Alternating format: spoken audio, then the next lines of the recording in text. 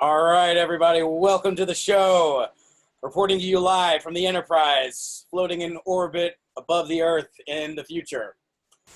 I'm Alex Lipton, your captain for this evening, and I'm here with John Allen, the Sky Chairman of the Galaxy.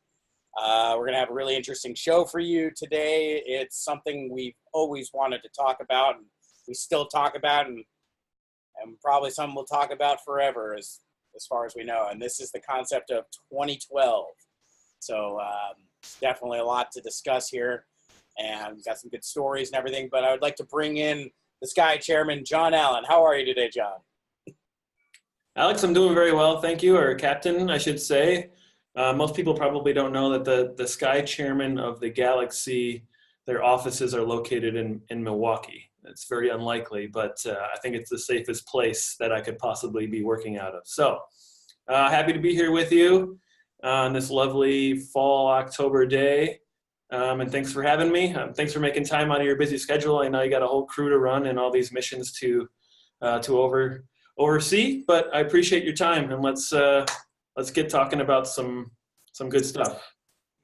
Yes, well, the interesting thing about being on the Enterprise is in this, we're actually streaming to you live from the future. In the future, time, it's hard to explain, but time is not the way that we had it back in, 2017? Things are a little bit different in the future. We don't even really call it the future or the past. Like, those words are very much antiquated. But interesting thing about 2012 is, on that note, is it's about our perception of time. And for me, the first time, see, we always talk about, anything we talk about, it's always in a temporal context. So back when I first discovered 2012, I had no idea about 2012 at all. It was in high school, and I found out about my Uncle Bruce's little secret society that he had when he was in high school, which then my dad became the next generation, like, no pun intended, wearing a next generation Star Trek outfit right now. But my dad was the next generation of this secret society in high school called LOBS. That's an acronym, stands LOBS, stands for Lazy Old Bastard Society. So Uncle Bruce was the first generation, the original LOBS. And then when my dad got into high school, he had LOBS too. And it was actually, looking in his yearbook, him and his buddies talked about LOBS. And when I remember when my dad told me about this it was like 2004 or 2005. I was so excited about it because it's basically just all of his friends would get together and they would have somebody keeping minutes, and they basically just got drunk and smoked. I don't think they smoked weed back then, but they would just kind of party, and they would make it serious and talk about girls, and they would have little, like, hazing rituals to get, how you get into LOBS, and became like a little, society within their friends. So when Dad told me about this, I was like, oh my God, this is like exactly what I'm doing with my friends in high school. So I kind of founded LOBS 3 with our group of friends. You got Mike, Jeremy, Steve Doyle, Josh Solidarity, a few other people that we'll bring on here. Mike O'Reilly, if you're watching, shout out to you guys, my lobster buddies. But anyway, that's just the context of what LOBS is. It comes into 2012. I had no idea. This is before YouTube was like a thing. YouTube probably existed. But nowhere near to the capacity that it is now. And we were smoking weed. It was New Year's Eve, and we were all, like, taking turns smoking weed, like watching out for my parents, in which at the time I didn't realize smoked weed, so we were trying to hide it from them. So we would take turns going into my bedroom to smoke weed, and someone would keep an eye out, keep a watch out. And as this happened, the group of us, like, 8 or 9 people, we would come out all stoned, like early years of getting stoned, look at the clock. I have the clock still. I don't want to disrupt the hologram that I'm interfacing with right now, but I have the clock still. We would look at the clock, and it was at 11:40 p.m., and it's New Year's. So we'd come out and be like, is it New Year's yet? Look at the clock. It's 20 to 12. All right, good. All right, you guys go in and smoke weed now. We'll keep a lookout. So this happened for a period of time, and no one person coming out of the bedroom would ask the same person twice what time it was. So like we were coming in and out of the room being like, what time is it, man? Oh, it's 20 to 12. All right, we still got 20 minutes to New Year's. This seemed to go on for an indefinite amount of time. We were all getting stoned. We literally lost track of time. I remember the TV had that like blue, like, you know, input screen on. And eventually it came down to we're all just like sitting on the couches just staring at this blue screen, like stoned as hell. And my mom comes downstairs and she's like, guys, what are you doing? And we're all like, it's 20 to 12. New Year, we're just waiting, you know, just playing it cool, you know. My mom just came down like, oh, yeah, we're waiting for the ball to drop. It's all good. My mom's like, guys, it's 1:18 in the morning.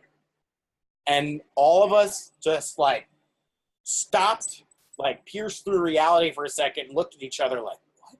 And we looked at the clock like, but it's, and then we realized that the batteries on the clock died at 11:40 p.m. So the whole night we were just like, oh, it's 20 to 12. We still got time. It's 20 to 12. And it turned out we missed New Year's because we were just so stoned and we didn't really pay attention. And this became our like Lobs 3 tradition. Like this is what made Lobs 3 a unique entity compared to the previous generations. Was like, and throughout the year leading up to the next New Year's, we would be in class with a few, like I'd be in class with Jeremy and Mike, and it would turn 11:40, 20 to 12 in the morning. And we would all we would all just start like, yeah, but like it goes to high five each other, like it's 20 to 12, woo! And everyone look at us like, what the fuck? Like, it's okay. Like we thought we were crazy celebrating that it was 11:40.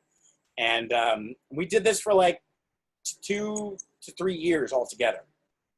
And so this was just like a thing. We would always say it was 20 to 12, 20 to 12. And then this is the defining moment, was when I was on my computer one day after school, and this is like, this is just back in the day when Google became a thing. Go on my computer and be like, search shit. Oh, I'm going to search for this band. Oh, ooh, wow, look at all the results. Oh, I'm going to search for this. Oh, look at all this cool stuff. So I started typing 20 to 12 into Google. I typed in the words 20 to 12 into Google. I hit enter, and that's when my mind was fractally blown into a million pieces. I saw all of the page listings. The Mayans predict the year 2012 to be the end of time as we know it. And I was like, what? And I thought it was like an anomaly. But every fucking thing, like this is back in 2006, maybe 2005, 2006. I had no idea about this year 2012, but suddenly that like blew my mind, because that's exactly what we had been talking about for years in our own weird little blob circle. But it turned out it was like, no, this is like a serious thing that's been going on for thousands of years. The Mayans predicted 2012, and that literally opened the floodgates for me. Ever since then, I've been into all the spiritual synchronicity shit that I could get my hands on.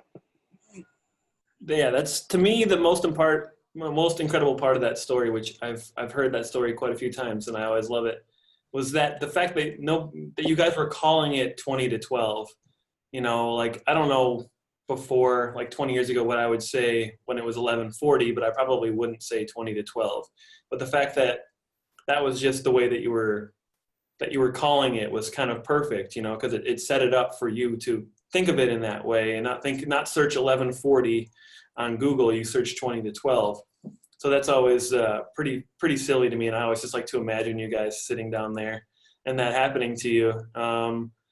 Which is great, which is a nice kind of, it was like an implant, like a kind of, somebody put an appetizer out there for you, for your main course to be 20 to 12. So it wasn't like, it was like out of nowhere for you when you heard about 2012, it was like, oh my God, this has already been a thing for me in my very own personal way with my buddies. And now, so it was like started off that way, it was seeded that way. And then all of a sudden, when you looked into it, when you felt that, whatever it was that you felt that made you type it into Google, was like, holy cow, this is something else completely. So it was already something, then it became something so much more, which is pretty awesome, awesome way to be introduced to it, I think. My experience wasn't so epic, I guess. The first time I'd heard about 2012 was probably, as most people did before the case, it was when the Mayans predicted the end of the calendar, or the world, the end of their calendar. Like there was no more time after that for them. So that was like turned into the end of the world for everybody. I remember I was walking into a bowling alley for my brother's 8th birthday, I think. So he was 5 years younger than I am. So I was 12 or 13 at the time, about to be 13 probably, and my very smart friend was like, "Hey, did you ever heard that Mayan said that the end of the world is going to be December 21st, 2012?" I remember him saying that, and that was the first time it was kind of like introduced into my psyche. So I was like, that's something I've never thought of before. So that was very interesting, but after that, I can't recall thinking about it much or letting it really impact me, or I wasn't like depressed, or wasn't like, on a mission after that. But then once we've already talked about it, once I moved to California in 2006 and 2007, learning about 9/11 and all that stuff kind of opening up my eyes, then the next kind of logical step after I got beyond the domestic conspiracy, which is like the Earth conspiracy, like everything that happened here, human stuff, it broadened to, that led me down a path to get onto like, okay, well, 2012 is the thing, like cosmic conspiracies, like, and that was the biggest cosmic secret, I guess, at the time. So led me to learning about 2012 in the same way that anybody would have. It's just that all these synchronicities and all these things are kind of leading up to something happening, a lot of different interpretations, but the cliche common one was end of the world, and then there was the movie 2012, which kind of encapsulated how everybody felt, or just the general vibe of it is like, oh, everything's going to end, our perception of apocalypse is the end of the world, flames and hell on earth and all this stuff and everybody dying basically.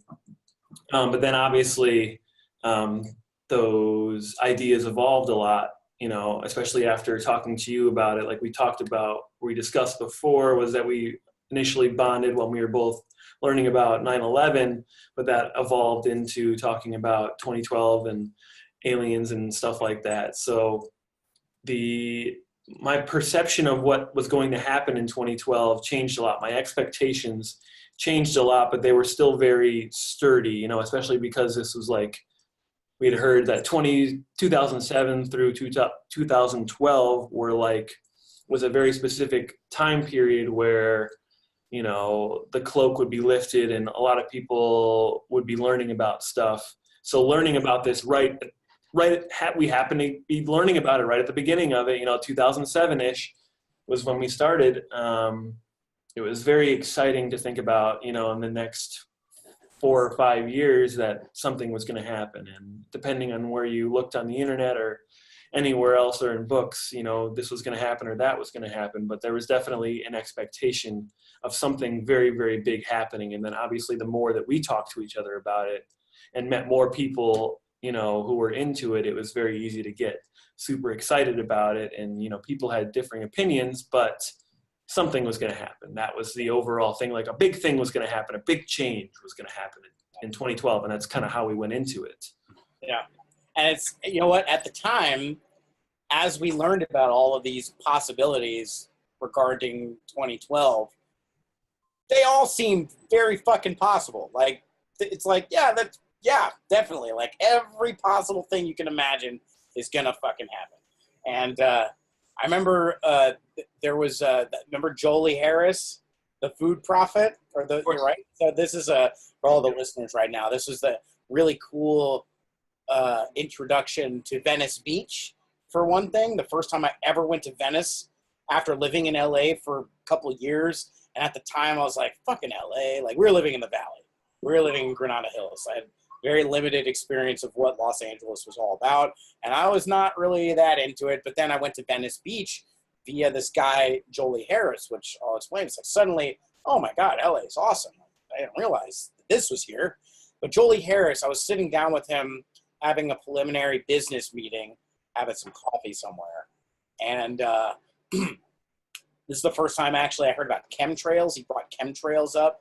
Like, this is the first time I met somebody with business that was like definitely into this stuff, like in advance before. So like we had been getting into all this stuff, and this is the first like adult business like person that happened to be already on the same page with all this stuff. So that was really cool. So I very much trusted what he had to say. He brought up chemtrails, but the point is that I wanted to make with this particular encounter with this guy Jolie was in regard to time and the way we perceive it. And he said, which made total sense, never thought about at the time, was like, well, the calendar system that we have, the Gregorian calendar, where we've got 12 months and there's leap years and months that the name doesn't even make sense to what number the actual month is, like September. The number 7 happens to be the 9th month, and then October 8th, the 10th, so on and so forth. You got months that are named after the god of war from Greece and Rome. It's like our calendar system is totally man-made, but it's not like we didn't have a way of tracking time before the Romans. We totally had a way of tracking time, and what Jolie explained to me was that before all of that shit, we had a system of time based in a calendar of the moon and lunar cycles, which, according to the lunar calendar, there are 13 months with 28 days in each month and 1 day left over, and that's the equivalent of New Year's Day. They call it the day out of time. That's what it's most commonly known as. But when he explained that to me and then said, yeah, it was totally like the Matrix, dude. Like when Morpheus is explaining to Neo, he's like, you think it's 1999, but in fact it's blah, blah, blah. Well, that was like literally the moment for me. Jolie was like, yeah, it's 2009, but really it's like 2018 right now. It's like 7 or 8 years off or something like that. And I might have got the math wrong, but like at the time when he was telling me that, and as he's blowing my mind, literally, I started tracing back, like, okay, if it's 2009 right now, and it's actually 8 years off, that means that 2012 happened in 2001. And like thinking at that time that 2012 was going to be this event that's going to galvanize the world and change the way we see everything. It's like the way Jolie explained it, it's like, no, 2012 already happened. And it happened, it's like, and I thought to myself, it's like some like perennial voice just like dropped in and was like, can you think of any galvanizing event that took place in the year 2001 that before it was one way and after it was another way? Obviously, it was 9/11. And it's like, even as you were describing it just now, it's like, we're talking about these super important moments that like are conspiracy talks and everything. 9/11, 2012. It's like they happen to be number related. So that was like a huge moment for me. It was just like realizing 2012, which I already knew from the Lobs experience, was that it has to do something with time and the way we perceive time. Right. And then right away, almost right away, you were already expecting something for not too long, and then you meet Jolie Harris, and he's just like, by the way, that expectation is already thrown out the window. Like, time is already different than you think it is. Like, it's like almost you just got a grasp on something, and then they're like, actually, no, that's wrong too. So it's just, and that is like a perfect example of what 2012 has become. We learn more about it the more time passes. But yeah, that's just a great initiator into it. It's just like, oh yeah, 2012, great, it's happening in blah blah blah, and then this adult character came, somebody who you trusted, who is older and a little wiser and also functioning in reality and doing positive things, had these alternate ideas as well. So you like related to them, but you also respected them because they had lived longer and they'd seen more things and experienced more things, so they had a little more credibility. And then this person who has just gained credibility from you is like, actually, no, that thing that you're thinking about, 2012, it's already happened. So not only is it not in the future and it's not what you think, it already happened, and it links up perfectly with something that you know a lot about that was extremely intense. So that must have been like just working so many different things like in your brain, like changing this and changing that and then connecting these and then turning it around. It's just kind of like, that is what's happening with everybody's perceptions. So that's kind of, 2012 in a nutshell. It's like not only did nothing happen, or not only is nothing going to happen, it already happened, and it's not the way that you think it is, and it did happen, but it didn't happen in that way. It's just like mind-boggling, but it's kind of what we've come to know about 2012, is that it's a reworking of things and changing of perception and perspective, and be open to gaining knowledge and just changing the way that you think about things. And it is okay to have expectations, but just don't be so glued to them, be open to new things. And you were open to learning something. You weren't, you didn't reject that idea that 2012 already happened. It seemed like that just kind of came into you from a source that you trusted. And it's like all of a sudden that became the truth, and then I'm sure that was shifted around plenty of times between then and now, but it's just a perfect example of, once you think 2012 is one thing, it becomes another thing. And I don't think that'll ever change until, we come back around and finally find what makes sense to us about 2012, which is what we were talking about. It's like looking inward. The changes are coming here way more than they are coming out there. Everything out there is just a reflection of what's happening in here. Yep. I know you got a lot of thoughts about that. Yeah, exactly.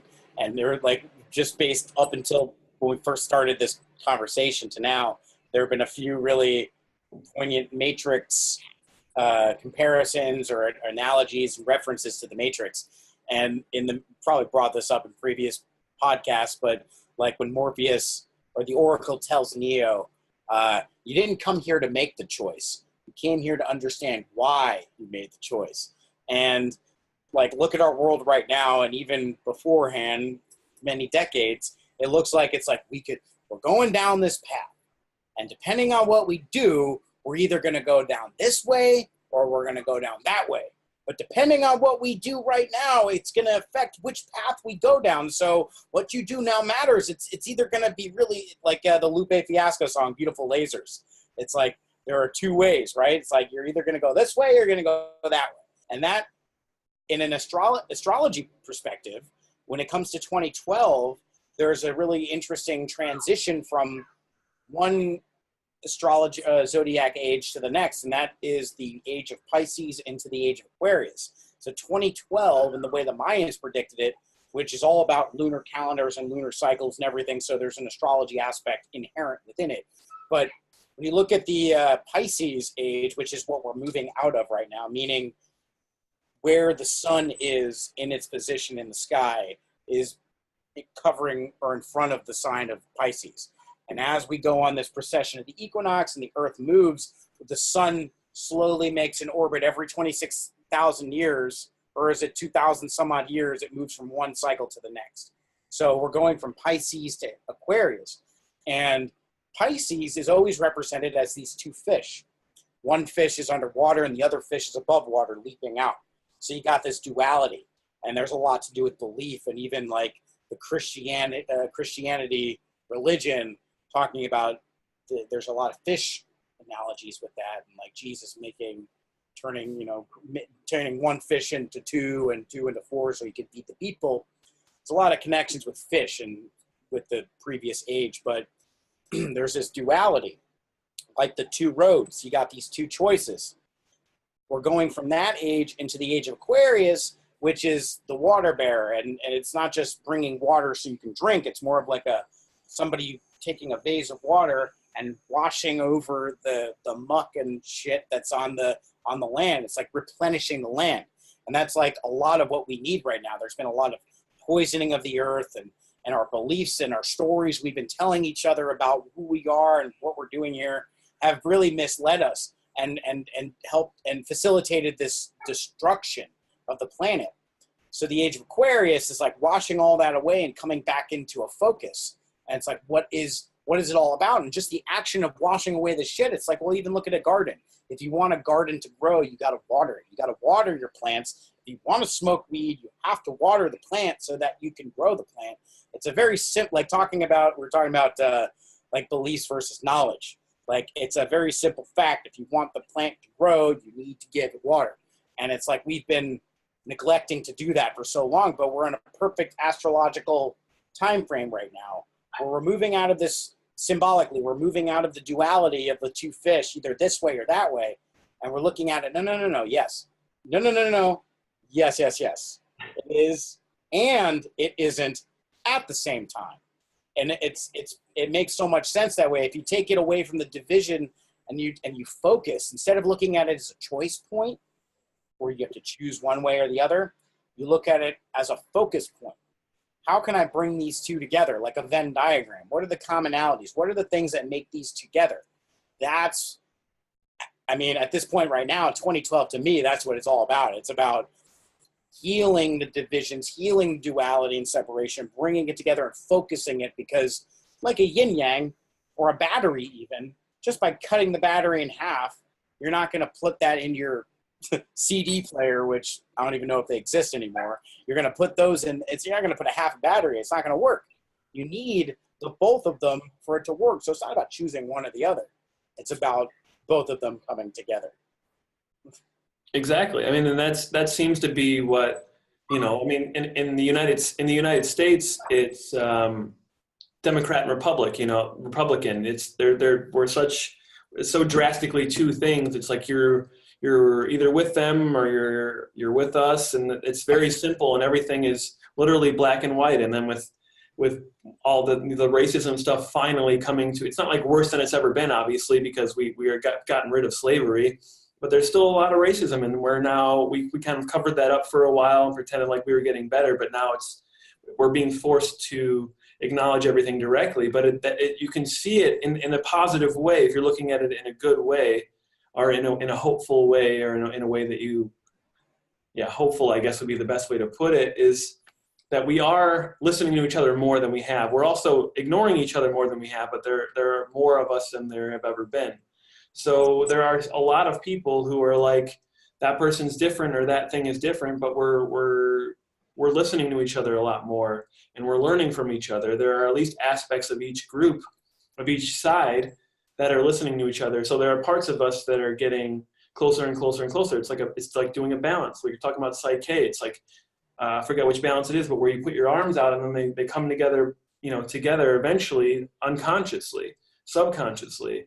And we're getting to that point where we're learning that there is a lot to learn about each other side, and that neither side knows all about the other side. And both sides have prejudices and illusions about what's going on over there, and we don't know each other that well. Obviously, it's a metaphor for the self. It's like there are two parts of yourself that you don't know. It's really easy to ignore parts of yourself and bad habits that you have. I know I have these, and that I need to acknowledge. And like they say, the first step is acknowledging you have the problem. And I feel like that's what we're doing as a species right now, is we're acknowledging that there are these two different ways of looking at things. There are two different ways that you can look, black and white, also male and female.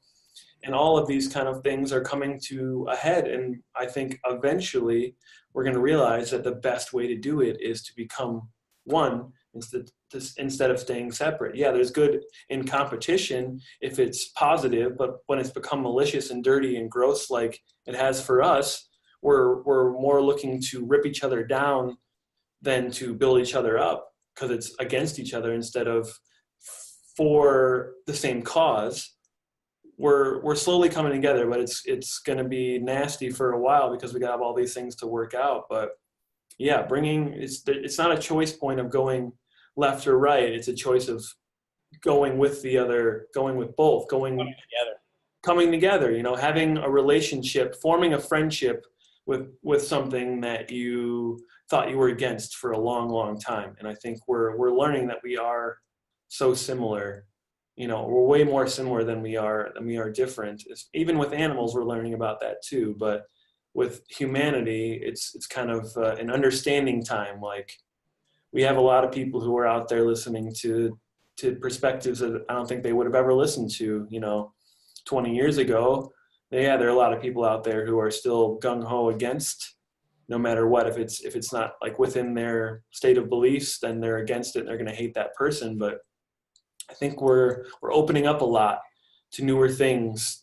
And I think that part of that is what 2012 is letting yourself be exposed to new things and take them in, even though it's really difficult, take them in without a bias, without an expectation, and kind of hear it from somebody else's perspective and seeing it in somebody else's eyes. And I remember you talking to me about like the invention of like 3D virtual reality is there will be an advantage in that, in giving other people perspectives on other people's lives. Like I don't remember where you had heard it from, but like the idea of giving these privileged senators or these congressmen and people who are making laws or, you know, impacting people's lives that they've never met and they couldn't imagine, like giving them 3D virtual reality glasses and putting them in these people's shoes.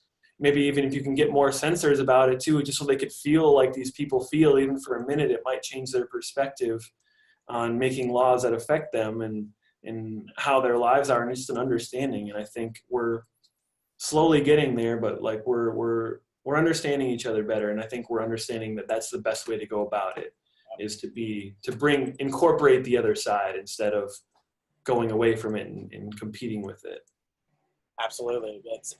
2012 is a process in terms of time and all the discussion topics related to 2012.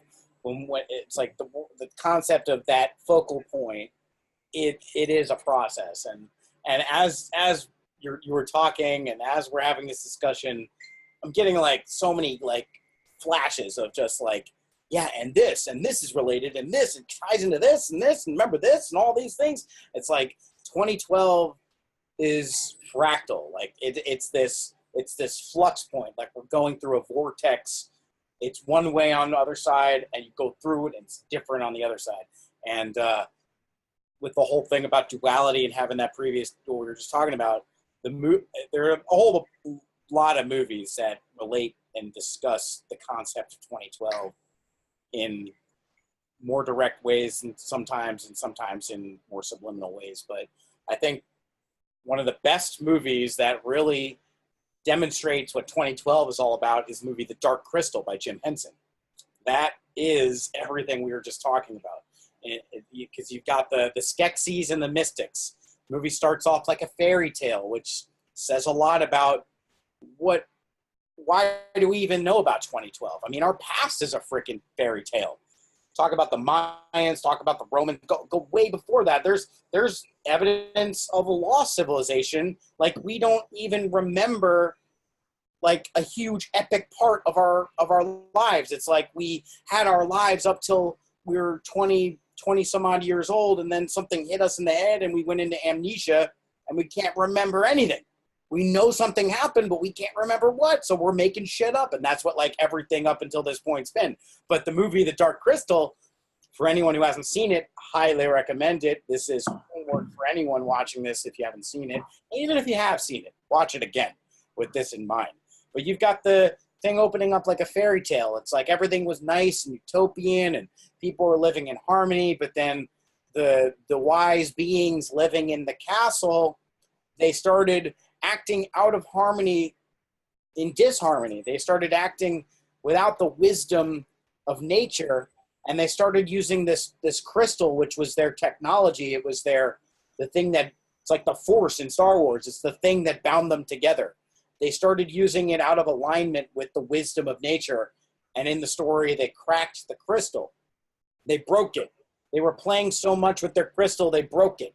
They didn't, and what that ended up what happened was these wise beings split into two separate beings. So you've got the Skeksis, which are like these reptilian, bird-like, carnivorous, evil, classic, one-dimensional evil beings, the Skeksis.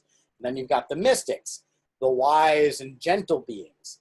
And it's like the whole time it's about the Gelfling, like, which is definitely the next generation later that's trying to bring balance to the Force or restore the crystal back to its original state of purity. And it's all about these like polarities of the Skeksis and the Mystics, and you think they're battling each other, but they end up having to come together. And as I was even saying that, it's like it's not just the Dark Crystal, it's like any movie. It's the hero's journey. It's about like Peter Pan, in the very beginning of Peter Pan, where Peter Pan doesn't have his shadow. And when he comes to this world and he's trying to chase this shadow, which has gotten away from him. And what Wendy, the female, the divine feminine, once he connects with the divine feminine, he's able to reattach his shadow to his body using thread and needle. So it's this polarity and the duality. It's about our shadow. It's about the dark side. Like even in the new Star Wars movies, I mean, it's the hero's journey. You got the dark side. They're the bad guys. Historically, it's been like the good versus the bad. But as time goes on, and now the movies start to come out, it's not as black and white as we've been thinking it has been. And whether this is a deliberate attempt to hide this truth, which very well could be, and most likely, this is just the natural coming together and realization of these things and remembering process that's going on. So like I started this whole thing, it's 2012 as a process. This is like the cocoon. 2012 is the cocoon from in between the caterpillar and the butterfly. We've come into this world consuming and just trying to get bigger and move in a linear path on the ground. 2012 is this transformation process where we take everything we've learned, everything that doesn't serve us falls apart and dies, and all the things that work and serve us in a new way come together. And this cocoon basically is the incubator for the new organism, the butterfly, which then can transcend and fly and do all these great things. So humanity in its own way, and the earth in its own way, and the cosmos in its own way, in a fractal way, everything is going through this transformation process. So 2012 on Earth to be here is the greatest honor and privilege, because we get to experience one of the most fundamental learning lessons there is to learn in terms of consciousness and being alive and sharing experiences and all that stuff. Yeah, it seems like a privileged time. Like the way that I remember I've kind of envisioned it in the way that I think about things, but it's like almost like I can imagine a wait list of souls trying to get in to Earth. It's like, oh shit, this is about to happen. I want to get in. I got to put my name on the list to see if I can get in to Earth when, the shit is happening. And it's like, yeah, there have been a lot of things that have happened. Obviously, our history is packed full of wild shit that's happened, and species that have died off, and just lots of madness. But right now, I think is cosmically, especially from a soul's perspective, if you're looking at it from that way, it's a great place to be, particularly here. Like, not only is Earth a unique, crazy place, like just completely insane, full of bajillions of different species, and even the humans are so different. It's just a great time to be here because of the flux that's happening, and because of the energy that is here, like the wave that has come through. When you were talking, it made me think of Tron. Obviously, is another movie, the newest one in particular with Jeff Bridges, where there's basically two Jeff Bridges, and one of them is dark and one of them is light. And then there's even like the ending where there's like a shock wave that goes through that traps the dark side, and Jeff Bridges has to encompass his dark side to become complete, for the thing to happen. He had to absorb all of those negative things that was his creation. And that's just another metaphor. Obviously, it's like every movie you could take and you could break down, every movie ever, let alone any movie that's come out since 2012, you could break down and say that this is this and this is that. It's a perfect metaphor for 2012, because we can't do anything that is not 2012 related, because that is everything at the moment. That is what we're going through. That is, the Earth is our incubator right now, and we are becoming a butterfly. And it takes a lot of time, the transformation, but it's once we start realizing, and I think we've obviously started realizing that this is happening. So it's like if you're in a simulator or an incubator or like a snow globe, it's like realizing what you're in, like what your environment is and what's really happening. Exactly. Alex is holding up make a noise, Alex, so we can see. Yeah. So just you had said snow globe, and this is the iconic snow globe of the 2012 experience. You got the illuminated Mickey Mouse within his little bubble, surrounded by water, conducting a magic ritual in water. And if you haven't seen The Sorcerer's Apprentice, definitely check that out and think about 2012 and what this all means, because that's the way the powers that be have seen themselves, as basically custodians over the earth, and been in charge of facilitating and caretaking and this whole process. But in the process, what did Mickey Mouse do in that story? Basically, fucked off and got the brooms to do his work, and the whole thing got out of control because he was using this great knowledge from the sorcerer without the wisdom to understand it. And this brings open a question. Okay, what we're experiencing right now, has this ever happened before on Earth in our past? Has anything like this ever happened? Well, 2012, of course, has a fractal focus point. In that understanding, yes, it has, but not necessarily what we can remember. 2012 has more of a relevance to what happened before history. So again, this thing with 2012 relating to time and the way we know it, there's been this missing chapter. So the concept of Atlantis and this lost civilization, or even in the biblical understanding of a great flood washing over the world, this is very much in our unconscious mind. This concept of we've once been at a great high level of consciousness, and if Atlantis existed, meaning we were at this high point in civilization, and it fell and it sunk, and whether it was environmental disaster and or an internal disaster like Rome, like it collapsed on itself, like they got too arrogant and they fucked it all up.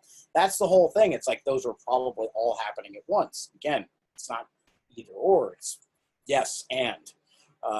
So like that's the whole thing with the Sorcerer's Apprentice. It harkens back to a time. It's like if we're gonna survive, if we're not just gonna survive 2012, we're gonna thrive into this butterfly state of consciousness, we need to remember and learn from the past. And that's the thing. It's like if we can't even remember the past, if we can't remember that we made mistakes, how are we expected to learn from them? And how convenient that is for anybody that wants to manipulate the situation for their own benefit. From this old paradigm thinking of things are separate and I'm the shepherd and you're the sheep. This is the old thinking that got us into this situation in the first place. So yes, the answer is yes. We did have an experience like this in 2012 a long time ago, but we were not wise enough to understand the knowledge that we had. I will argue, and I'm sure you will too, as a Starfleet commander and admiral, violating the Prime Directive, and the Prime Directive being do not interfere in a civilization unless they're ready. Maybe back then we weren't ready. But I'm starting to think that after tens of thousands of years, hundreds of thousands of years, if you want to look at it that way, even if we're not aware of exactly what we're seeing, we're still downloading, we're still seeing, we're still taking it in. And it's like the dots are being connected under our consciousness. So 2012 not being as much about what's going to come outside of us, like you said, it's what's happening outside of us is a reflection. What's going on in here? It's like start asking yourselves, what does this all mean? How is this not? It's like we've been programmed to believe it's all random. But what we're talking about here, it's like, no, it's not random at all. This is all happening because it's happened before and we just keep repeating the same shit. So once we become present, we start to see this is all happening. Yeah, and that's the big thing is remembering the past mistakes. You know, it's like when people have past live regressions, it's like a enlightening to their lives now. You know, it's anytime you learn, it's kind of like when you get blackout drunk and you're like, how did I get this scrape on my knee? And then somebody tells you an old story about you falling off, you tripping over the curb, and you're like, oh, that makes sense now. I can put that in my life and work out accordingly. But it's a very crude way, very Milwaukee way to put it. But it's very true, because we need to remember that we've had these experiences and we've gone through, because you can't learn, like you said, without remembering the mistakes that you've made. We both made mistakes over and over and over again. And then it's not until you become aware and you recognize at the point before it's happening, oh my gosh, this is where it always usually goes wrong. And I always do this thing and I think that, and then I do that, and then in the end I fuck it up. But if you can have that moment where you're like, wait a minute, this is where I would usually do this, but I've done that before, and I learned what happens when you do that. So therefore I do not need to make that mistake again. You know, that's the idea that I kind of stand by, that makes sense to me, about why people have multiple lives. Obviously, the idea of getting reincarnated is to have new experiences and learn new things. And maybe you don't remember them now. Like, I believe I've had past lives before, but I can't remember any of them. But I believe that those experiences are stored somewhere for my soul to evolve and to have all these experiences and to learn as much as possible. And that just makes sense to me. But it's us collectively doing that individually. We're having our own experiences, but we're having them for ourselves and for everybody else. And this is kind of us remembering all of our individual past lives, remembering all of our community past lives and our social past lives. It's like what happened in Atlantis, or what happened in Lemuria, or anywhere else that you were in some other galaxy. It's, you had individual experiences with your family, and then your community, and then with the entire civilization. And I think everything that's happening now is that, but we're remembering all of those things slowly on a level, and it's making us remember that we all were different, we all were the same. So the fact that you are this now and I'm this now doesn't mean that we're against each other. We were the same person in a different life, or in a different year. So we really are the same. And it goes too with the 2012, it's easy for people like us to forget, because we see that there are dark people out there, the ones that are manipulating us, that got the power and they want the control. They're the ones who are having revelations too. We can't think of them as any separate from us, because I think that's part of the issue, is when we protest, we're like getting angry at them because they're the problem. It's like, no, they're going through something that we're going through too, just in a different way. And they need to have experiences too. They need to learn, and they need to grow. And they need love. They need love. The number one thing that no one wants to give to Dick Cheney is love. Like, no one's like, I love Dick Cheney, but really, like the Wicked Witch of the West, you have to love the Wicked Witch of the West. You have to simply give her water. I mean, she'll melt. Dick Cheney doesn't have love. It's like the 1% and the 99%.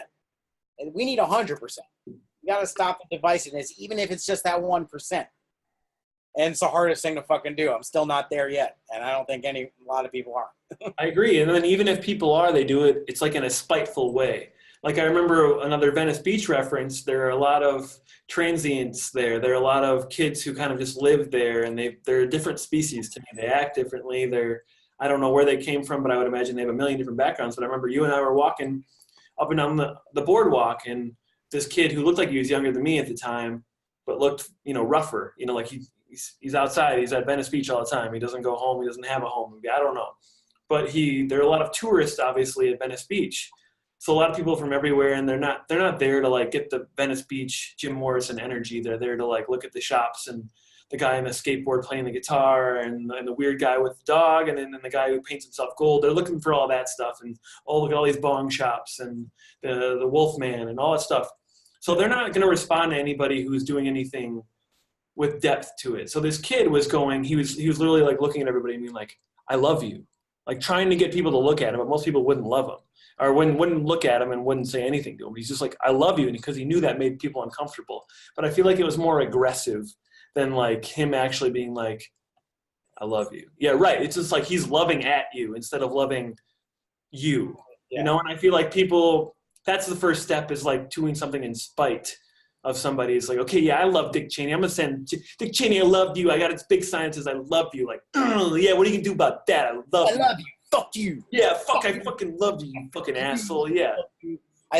Okay, and that actually made me think of another thing that I thought would be good to tie into the 2012 thing. And David Wilcock was a huge part of us learning about 2012 and the cosmic picture of it and everything. And back in those days in college, David Wilcock was all about this stuff. He's all about the consciousness and the ascension and the law of one.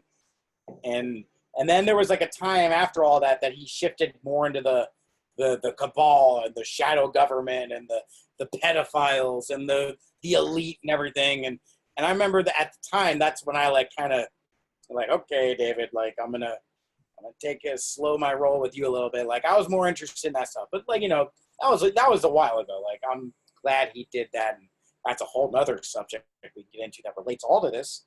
But one of the things that connects with this David Wilcock thing and the law of one is that there are two fundamental paths in the law of one. There is the service to self path and the service to others path. And the way that David Wilcock would have you think, and based on his interpretation and the law of one, all this stuff, is that there is the good path, service to others, and the bad path, service to self. And really, like, the way it's implied, it's like you want to be on the service to others path. If you're here and you're 51% towards service to others, that means that you care a little bit more about other people than you do about yourself. And it's the other way around too. If you're 51 service to self, you only care about yourself. And based on what you were just saying too, it's like sometimes when people want to help people, they don't really come from the place of wanting to help other people. They come from the place of, okay, when I help people, that makes me feel good about myself because I'm so good that I like to help people. So yeah, here, have some water, Mr. Homeless Man. And it's like, wow, you walk away feeling, I'm so good. I'm so service to others, and I feel great for helping that person. It's like, no, that's not the point of this. It's like, the whole thing is like the way that interpretation of service to others versus service to self is the old paradigm thinking.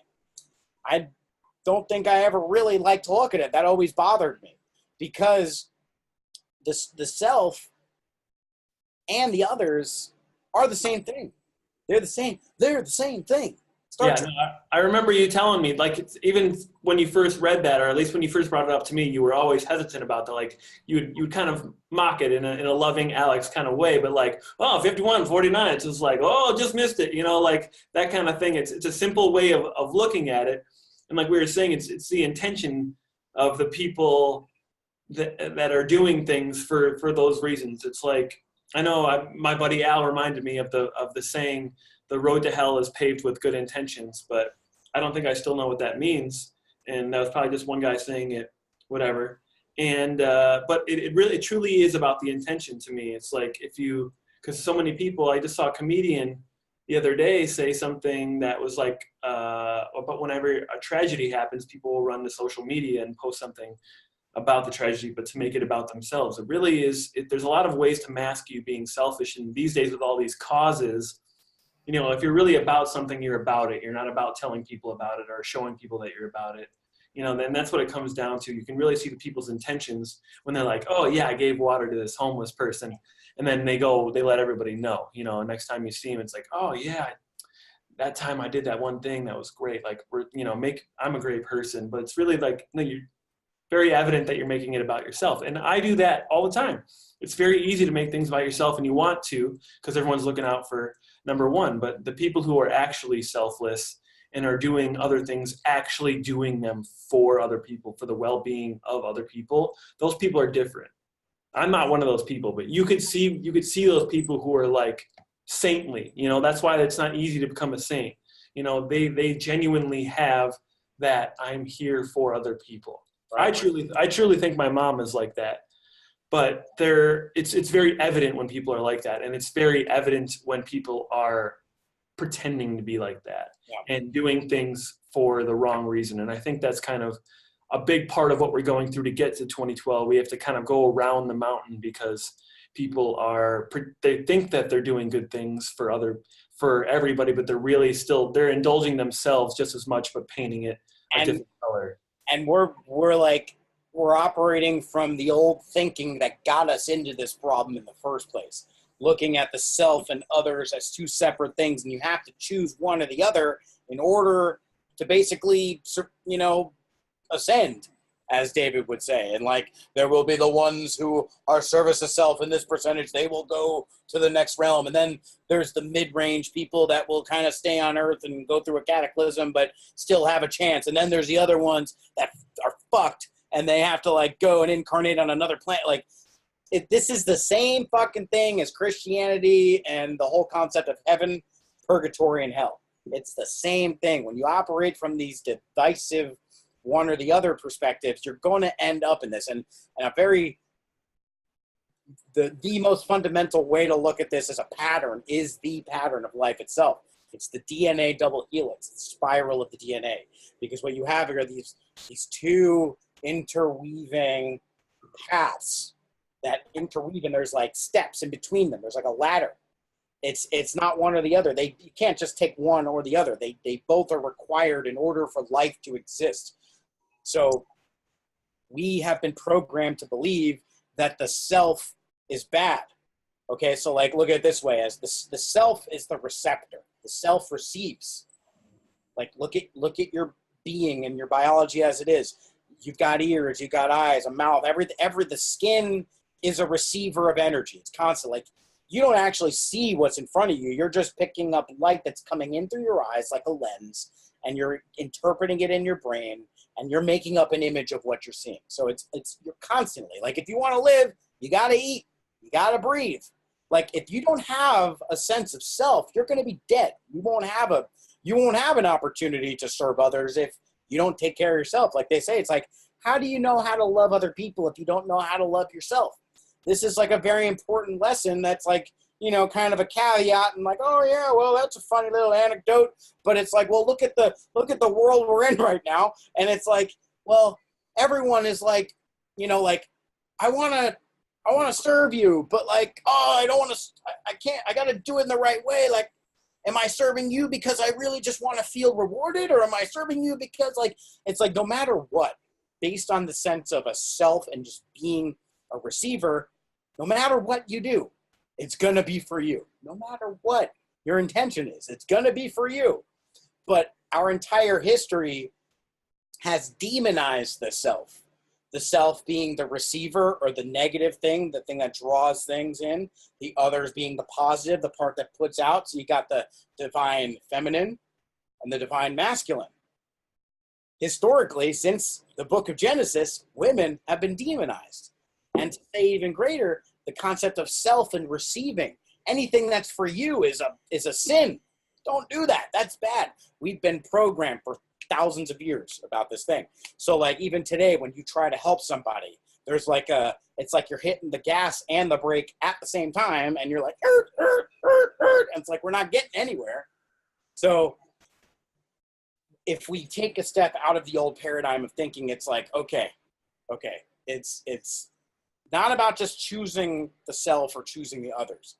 You need to start with yourself. Like there's selfishness, which is more like what we're saying. It's like, oh, I'm only helping you because I want to feel good, versus having a sense of self, having a sense of responsibility, being able to respond to the environment in a way that can keep you here to be able to serve. So it's not about choosing one or the other, or service to self or service to others. It's about starting with yourself. Like all the wise mystic people said, start within. The answers lie within. And then expand your sense of self to encompass more than yourself. And that's the process. But we started off on the wrong foot. We started off without a left foot, with a peg leg. And we're going off trying to serve other people without taking care of ourselves first. And we just keep, I was going to say, shooting ourselves in the foot, but there is no foot. It's a peg leg. See, like, you see how confusing things can get here. So Exactly. Yeah. It's bred for confusion. I mean, that's like we were talking about. It's made to be confusing and to be difficult, and that's why also another appeal to coming to Earth at this time is like, I remember Bashar's a channeler, but he talks about the idea that people had of like, coming to the Earth is like a kindergarten class as far as cosmically goes. It's for the easy, it's like very beginner basic stuff. And Bashar would say, on the contrary, this is a master's class. This is something that is not easy to do. This is something that you have to have a lot of credits to already get here. It's not something you could just hop into and be like, okay, it's just like ABCs, that kind of stuff. It's something that it's a tough class to be here. It's very difficult. There are so many lessons being learned at the same time. You have to take notes. And there are so many things to think about, and there are so many experiences to be had. Even when you think about all the different types of experiences you could have on this Earth, just as a human, let alone another species, like the difference between me and a Chinese girl, our lives could be, just might as well be alien to each other. But there's just there's just an absurd amount of opportunity to see things in a different perspective here. And I think that's the main goal of what we're trying to do, is to realize that you come within, learn who you are, and then learn how everybody else is just like you. And then it becomes, okay, I am doing this thing for this other person, but since we are the same, I'm also doing it for myself. So it kind of gives you a free pass on being selfish. It's like, well, this person is me, literally. This is a part of me, and we're part of the same thing. We're going towards the same goal. We're all on the same team.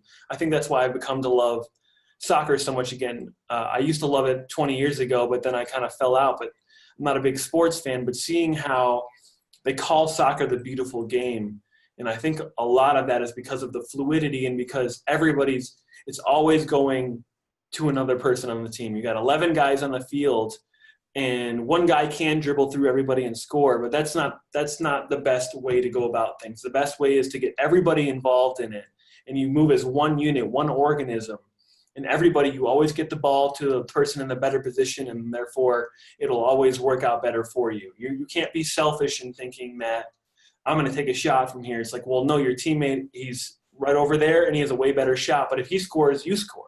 You have to realize that we're on the same team. So it's like a cheat in letting yourself being selfish, but also while being for everybody. It's just like, you just have to learn that we are, as hippie and cliche as that is we are brothers and sisters, and we are the same person. So going inside and realizing who you are and how you feel, and then seeing how you connect with the next man or the next woman, helping them makes you better and makes your team better.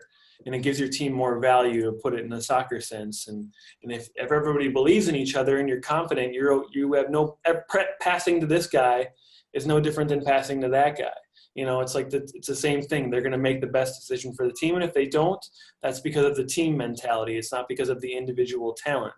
So you need to, it's just learning that everybody, we're all humans, as cliche as that sound, but like we all have these things inside of us that we can relate to. And if we give it time and we have patience and get away from being so selfish, it's like the selfishness is blocking us from realizing the other self that is outside of us, but not outside of us, because we are cells in an organism, and it just keeps going in that way. And just I think that's going to be it. That's going to be the excuse for us to continue to be selfish, because there are many more of us. Like, you are me, and if I do something for you, that is in turn doing something for me. But if I genuinely want you to do well, and I want things to happen good for you, yes, that makes me feel good. But if it's for you, then that's, to me, better. The intention is clear and pure. And then if you're doing better, I'm feeling better anyway. So it always comes back around if you can have the perspective of being for everybody, because everybody is everybody. God, that was just a bunch of hippy dippy bullshit. No. See, I love that you said a hippy dippy too, because that just made me think. It's like, we start off talking about 2012, and for anybody watching this that had expectations of what 2012 is supposed to mean, like the movie 2012, end of the world, cataclysms, government conspiracies, all this shit, which, yes, that stuff is definitely going on, and just look out the window. But the 2012 thing is much more about a shift that's going on within. And to reference back to the hippy dippy thing, the most appropriate description of what 2012 process flux is like is a psychedelic experience, because you take something, you see the world the way it is, and you take something, and then suddenly your world starts to change in front of you. The way you've always seen things start to break down, and depending on the state of mind you're in and the place, the setting of environment that you're sitting in, people you're with, and all that stuff, depending on those two major important factors, again, you got this duality everywhere you go. What's going on within and what's going on without, on either side of this border. Depending on what's happening in those, this psychedelic experience, this thing that you took from the inside or the outside, is going to trigger your experience in a different way. But usually it's like commonality. You start off in one way of thinking of things, and then your world starts to fall apart. And depending on your set and setting, what's going on in here, what's going out there, you can either have a transformational, transcendental explosion of, wow, I broke free of my old world, I'm in a new one. Basically, letting go. Like in this situation, you got to let go of everything you thought you knew because you're jettison your consciousness to the next world. But if you're holding on and you're really struggling with that thing is going to be a major shattering of your ego, and you're just going to be fighting the whole time. So we're having both of these experiences right now in the 2012 thing. So like 2012 is a lot like this inner transformation that occurs when we take something from our environment. And that's really what is in question right now. It's about our relationship to the environment.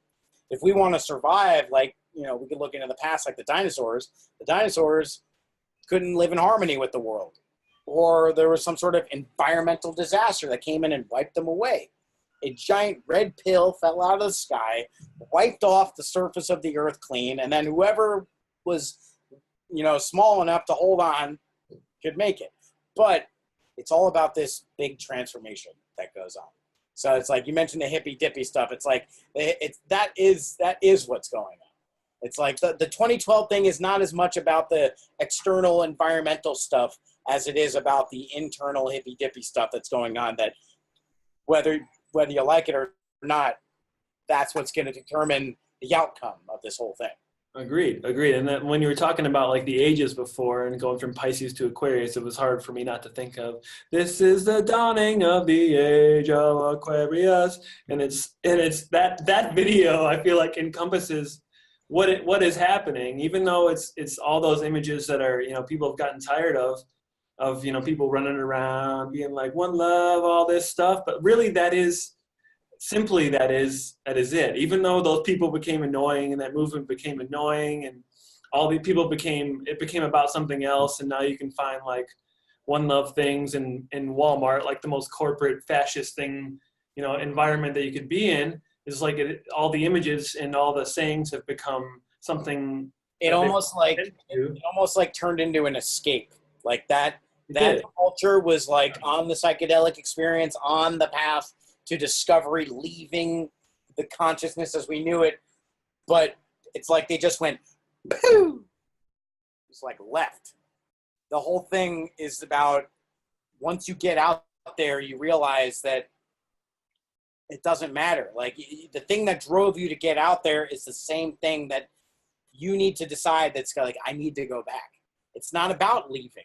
I didn't need to go out there to find out what I needed to know. It was all back there, like in the movie Into the Wild, where what's his name goes off and like he's like, I could just survive in Alaska by myself, and then he's like dying in the bus, and he's like, oh, happiness only exists when it's shared, and then dies.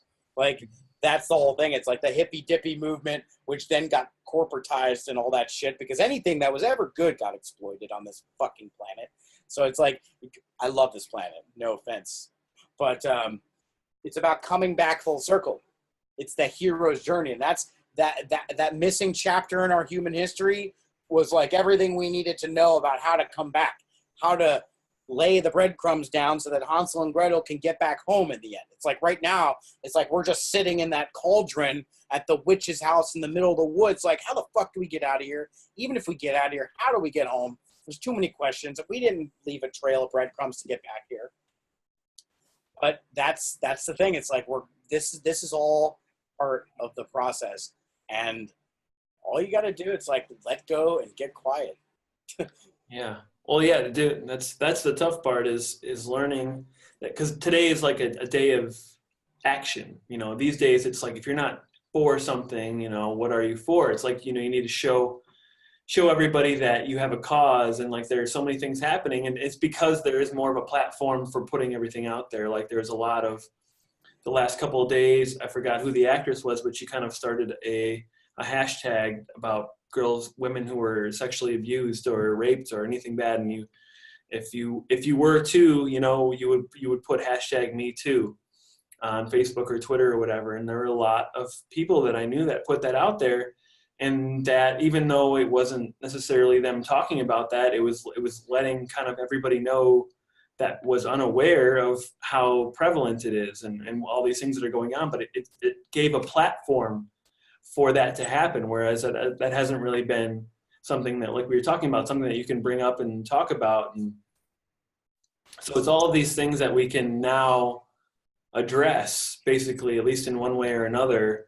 And then that's just a lot, just what we were talking about. It's a lot of things have to be addressed. A lot of things have to be dealt with before we can kind of make a group decision. It's kind of, it's a therapy session. A lot of 2012 is kind of getting all of these things out and addressing all these things, because there can't be any secrets, you know. And how many people live with secrets in their lives? It's like you assume everybody has the most important things in their lives are secrets, and that seems unhealthy. It seems like, you know, a disease in its own self is like holding all these things inside rather than feeling comfortable enough to share these experiences with everybody else. And I think the fact that people are being more open with stuff, and there are more places where people can share things and get these experiences out is a good sign. But it's a tough process, and it's a long process that we're going to have to deal with, because we've had so many things that we haven't been able to talk about, or that have been necessary to keep silent. You know, it could be almost the perception of a strong male figure is like strong silent type, like not throwing their emotions out there. They never talk about their feelings, and they're the rock of the family, and they keep things going by not being emotional and not dealing with any of their problems, or dealing with them in a different way, but not in public, you know, drinking them away, or just cutting wood all night, or just getting the wood. That wasn't a metaphor, but maybe it was. But like addressing these things that we haven't been able to address. And now that there's the anonymity of the internet is bad in some ways, like bullying, and in other ways where things can get crazy, but it really is good in a therapeutic way of where everybody's able to kind of at least find some sort of an avenue of getting these things out. And therefore people who wouldn't have been exposed to these things or didn't have any idea, talking about myself, about all these people who are having these terrible experiences, and they've never talked about them because they're not comfortable talking about them, and they feel like that more bad would come to them if they actually brought them up, or people wouldn't believe them, or whatever it is. Now having the internet really lets people kind of get things out of their system, and let there be a dialogue about it, and let there be at least a little bit of therapy to what's happening. And I think we need a lot of therapy. We need a lot of therapy. There are a lot of things that people are dealing with by themselves that don't think that other people are dealing with. And it's really a big process of what's happening for 2012 is everybody learning that there's somebody else like them, and that there's a better way of handling this, and that things need to be addressed, and we need to get over a lot of things, but we can't just get over them by forgetting them and swallowing them and being silent. We have to be able to talk to each other. Like, we always have great conversations, you and I, and that's why our friendship is so great. And I think the reason why humanity's friendship isn't so great with each other is because we don't have great conversations anymore. They're all fake conversations, like on the news and debates. They aren't debates, they're fake conversations. And I have so many experiences with people in real life who just say words and cliches, but they're not saying anything. No conversation is being had. Nobody's talking about real things. And the people that I know that are of quality in my life, quality friends, are people that I talk about real things with. And there are a couple people that I don't see them for a couple of weeks, and then as soon as I see them, it was like, hey, how are you? You know, cordials. And then all of a sudden it's like, hey, I had this interesting idea. You could just get to a real thing real quick. And then there are other people who are just like, they say this, you know, fluffy word or this phrase that means nothing, and therefore I say something that means nothing, and the conversation isn't real. It's not a real thing. And there are a lot of things that are going on in both these people that are not being addressed. And every person is a valuable person to talk to because of their own experience. But we've had so many cliche fake experiences. I feel like it is, like it always is, splitting in two. Everything is becoming a fake conversation, or everything is becoming a deep conversation. there's kind of no in between at this point. And I think it's great, but I think we need to have more deep conversation. Maybe not necessarily always conspiracy themed and alternate just wild shit theme, but like real conversations. Like, how are you fucking feeling? You don't need to get to a deep point where you're crying every night, but it's good to get to a real conversation with people and have real shit to be talked about. And I think everybody needs to have more real conversations. Yeah. And one of the best conversations you can have involves no speaking whatsoever. It's more about listening and having this communion or this conversation with the universe, if you want to call it God or you want to call it nature, whatever you want to call it. It's like, instead of trying to say something like oh this and like this and that, and like it's like we sit down and listen. It's like we've forgotten the most vital part of the conversation is to listen. A lot of times when people have conversations, it's like, and I'm guilty of this myself too a lot of times, it's like get into a conversation, someone says something, and suddenly you want to say something. Like, oh, yeah, I want to say that. And then it's like a little mini battle of like, oh, yeah, I got to remember to say this. But as you think that, you're not listening to what they have to say.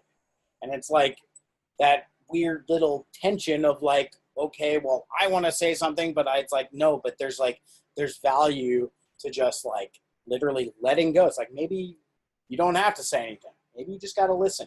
And it's like the whole thing about what's going on in the world right now. I remember at the house, one of the times we were having one of these experiences in the backyard, and we talked about 2012, and just I remember thinking like 2012 is going to be like this process where in a population of people, there's going to be people freaking out.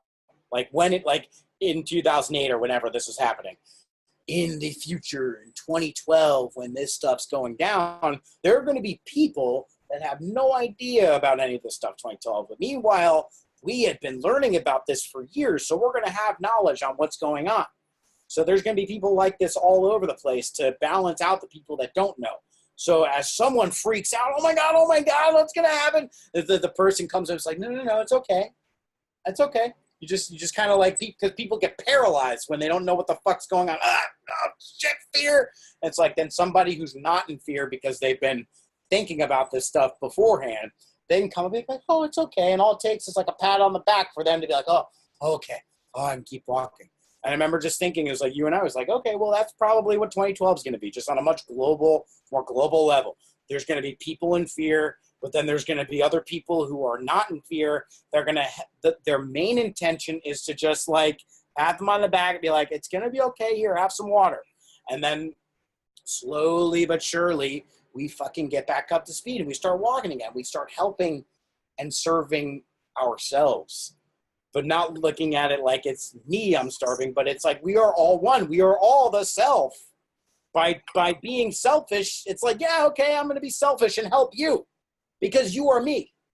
And it's like everyone is going through this in their own way, and it's accelerating. And it's like really, really, like you said, therapy, like the most intense therapy session of Earth that's ever happened. And it also like the psychedelic experience with I haven't done ayahuasca, but people that have, it's like you go through this purging thing. You throw up. First, you take it, and then like you're like, oh, you have to throw up, and then you'll feel better. David Wilcock says that all the time, and that's very much like what's going on right now. And it's definitely going to be a struggle, but it's all part of this process. If we learn to recognize that this is good, like Uncle Bruce says, there's like I got good news and I got bad news. The bad news is that civilization's coming to an end, but here's the good news: civilization is coming to an end. So it's the crisis that is the opportunity, depending on how you see it. And you have to be willing to make mistakes. You have to be willing to fuck up. You have to be willing to be on that path of service to self only, because that's the only way you're going to get to service to others. You have to start from within and be willing to recognize we're not perfect and it's okay. No matter what, it's like, I'm still here for me. But it's like that whole original sin thing. Instead of saying it's like, oh, this is I need to feel guilty every time. It's like, no, okay, well, that's the work in progress. I'm a work in progress. You're a work in progress. We're all works in progress. Let's take an active role in building this house, get the fucking thing out of the way because it's all rotted and on fire. Like the movie Mother, the thing is on fire and there's people invading and it's just the most terrible fucking thing. But as long as that foundation's good, you can build something new. So let's get the whole thing out of there. But let's not do the same thing over and over again. Let's do something different. And that's, and I don't think any one person has the answer to what's going to be different. It's really about, like, just it's like a human inclination. You want to, like, oh, I got an idea. Oh, this, how about we do this? Maybe, no. Maybe just forfeit your need to have a solution right away. Because maybe the solution is about just letting go and coming together. It's like the puzzle pieces all have a little piece of the part, but then when you put them all together and you put that final piece in, no one puzzle piece has the whole picture in it. It's until you bring them all together that the thing is revealed. And I think as far as our lives go on Earth right now and all the individual struggles we're dealing with and all the collective cultural struggles we're dealing with, I don't think we need to go out and try to fix the world as much as we need to just try to, like, manage ourselves. That's like the little thing. It's like, yeah, okay, well, it's a lot easier to take care of yourself, but is it? Have you been paying attention? These are the questions that come up with 2012. Yeah, I think you kind of just laid it out perfectly there and summed it up very perfectly. And I think that's a good place for us to kind of wrap it up for today, because that's where we've come to. At least that's my understanding of 2012 at this point, with the puzzle, you know, everybody being a piece of it and part of it, and just as big of a and crucial of a part of it as everybody else. And then the only way that you can do that is becoming a master of yourself, you know, like becoming the whole puzzle piece. In order to become part of the whole puzzle, you have to be complete. You know, if you don't have that little dip over on the side or that little peg leg or whatever it is, you're not going to complete the puzzle. You have to complete yourself. And that's what everybody kind of has to go through, while realizing that everybody is going through the same thing. I think that's the main point is realizing that you need a lot of work, but that everybody's going through a lot of work, and that the whole puzzle is going through a lot of work. But once we all kind of get through it together, it will be one big, beautiful 7 billion piece puzzle. And hopefully that'll happen in my lifetime, but we'll see. I think where we're at now is kind of where you laid it out as. It's like just a whole lot of stuff happening at one time, but a little bit of recognition with everybody and realizing that we're all going through the same thing is the biggest part of 2012, I think. Yeah. You know, you got to realize that you're on this starship in orbit above the Earth, and that we are time travelers. We've experienced so much in our own lives that have woken us up to things. But if you take the things we make up seriously enough, and if you start making things up that are actually going to serve you in a creative way, that are going to show you, like, literally take on the role of the person you want to be, take on the role that should be here. It's like, that's just how actors can, like method actors, can literally change their physiology based on the type of role that they emotionally take on. That's not just making movies. This is like making life. The way I see it, it's like, and I remember being in college, like tripping one time by myself in my college dorm room. Like, we talked about, it's like, open up the door and look out, and all you see is doors on either side, just like, ah! You know? And it's just like, I remember sitting in my dorm room one night just thinking, like, laughing, like almost maniacally, like, if I don't get shit done this time, I'll just come back and finish it next time. I'll just keep coming back until it's done. It's like that relentlessness, that passion, that sense of, like, okay, we're only seeing a fraction of this whole thing from our lives. But if you take a step back and see that this is just eternity and that it goes on forever in all directions, if you just, like, let go of that, it's like a vice. You just loosen the vice up on your life. You start to realize that, like, even if things don't go the way as you expect in this world right now, that's okay, because it's still happening for a reason. You just got to let go of your expectations of what you think is going to happen and just start listening. Just start watching. Stop trying to do so much. as just be. If you just be, you're still going to do stuff. You can be and drive to work. Even though you're doing something, getting in the car and going to work, if you start from being, you're gonna learn a lot more. It's like it's literally the pole shift. It's the quantum leap that 2012 is all about. It's about shifting our perception and seeing that, hey, it's like it all looks like chaos, but this is exactly the way it's supposed to be. And then when you make those little quantum leaps, suddenly your life changes. Suddenly you feel good. The thing that was stressing you out suddenly doesn't stress you out. And when it comes to living in a body, in a community of cells on planet Earth, that's all we can ask for, is to be a little less stressed out. And fuck, it's stressful as hell out there. If I could feel a little less stressed out from my day-to-day life, then that's fine with me. So it's a lot more simple than we thought it to be. I completely agree. And to that, thanks for having me, Alex. I really appreciate it. It's my pleasure. I think this was very successful. Yes. What we were trying to do. We kept it simple at the end there, which is good. And I think that's the ultimate lesson you can go get from this is keeping it simple, like Chris always says. So don't got to do, just got to be. It's like, I feel like when I'm in this chair, it's like a lot of the times when I get into it, I'm leaning forward, but sometimes you just got to lean back and be. Yep. Yeah. Yep. Oh. There's a time and a place for everything, but the natural state is to just be, just lean back, just sit back as the hyperspace goes beyond and things start to change. Just sit back and enjoy the ride. Yeah, John, this is a great talk. Thank you, everybody, for listening. Hope this was informative, and if not, I hope it was entertaining in some way. We'll be on next time with some, I'm sure, another crazy and wild topic to talk about because there's so many of them. But yeah, love you, John. It's been great. I think I'm gonna just take another couple orbits around the Earth and then just go hit the holodeck and bang some bitches. Could have said it better myself, man. Thanks for having me on. I appreciate you taking your time out of the future to talk with me here in Milwaukee. So Godspeed. Have a good trip around the sun or the moon or the stars or wherever you're going. All right, brother. See you next time. Peace out.